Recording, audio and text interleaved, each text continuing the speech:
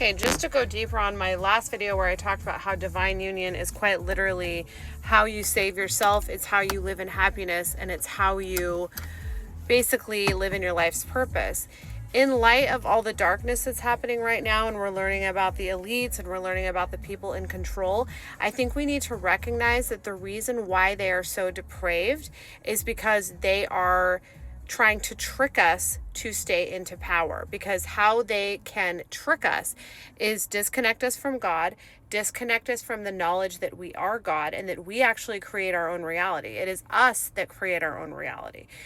We actually have the power. We have all the power. They don't have the power. They have power based on the fear that we have created by buying into their system or their program that's a trick to make us forget that we're God, make us forget we have the power, make us beholden to them and to the systems that they've created to keep us enslaved.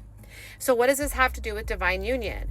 Well, when you're in divine union, it is the most organic, pure, godly type of relationship. It is the balancing of the divine masculine and the divine feminine coming together. When those two polarities come together, they quite literally instill in each other greater power, greater light, greater energy, and you call that person in. You create that reality for yourself. You call in your divine masculine if you're a divine feminine. You call in divine union. You do that. You create that reality. You bring it into fruition. How do you do that? You have to do as Neville Goddard talks about and feel the feeling of having it already. You have to live in the end as he discusses. You have to be in the field of infinite possibilities, which is what Joe Dispenza talks about.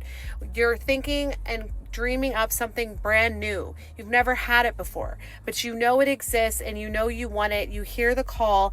The earth that you live on, the earth that you've incarnated onto needs you to be in divine union, because if we're going to move into 5D, we need to be emanating this high level frequency love that is directly from source.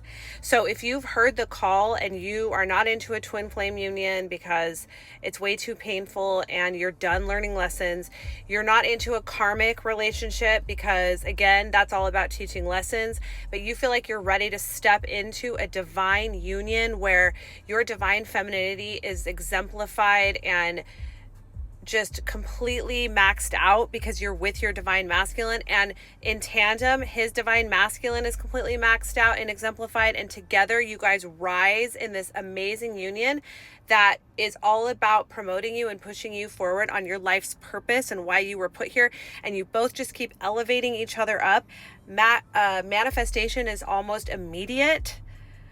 I'm telling you, this divine union is the best relationship for people that have done the work, people that have the self-awareness, people that have faced their wounds and are ready to step into the highest spiritually magnetized relationship. And if you're ready for that, you have to embody it within first. You have to live in the end. You have to create and cultivate the magnetic and beautiful, fertile feelings of being in a divine union before you even have a partner. And in my book, I talk all about how to do it.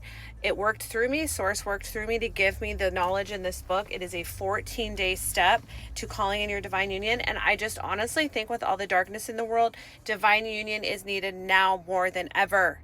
It is needed now more than ever. Boots on the ground, like the best thing you could do for yourself and honestly the world at large at this point in time is to cultivate a divine union and call it into your life. Because if we had so many divine unions just dotting the map and in our cities and in our tribes and our communities, the world would be a much more beautiful place to live.